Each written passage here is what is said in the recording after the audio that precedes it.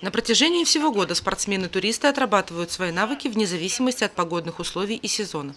10 ноября состоялись осенние городские соревнования по спортивному ориентированию среди школьников в парке имени Мажита Гафури. Спортсменам предстояло пройти трассу в рамках заданного времени.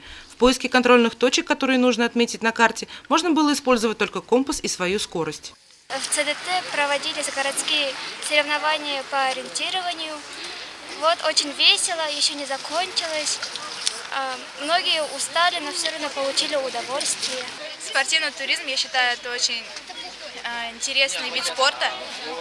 Здесь проходит очень много различных соревнований, и я очень рада, что я занимаюсь этим видом спорта. Мы искали контрольные пункты. Нас было 7, 3 мальчика, 4 девочки. Тут весело. К прохождению трассы было допущено 64 человека, которые входили в состав 10 школьных команд. Более 8 контрольных пунктов, требующих топографической отметки, оказались с легкостью преодолены. На соревнованиях было объявлено несколько стартов по 3 человека с разных команд. Учитывалась индивидуальная работа, которая в дальнейшем стала определяющей для выведения общекомандных результатов.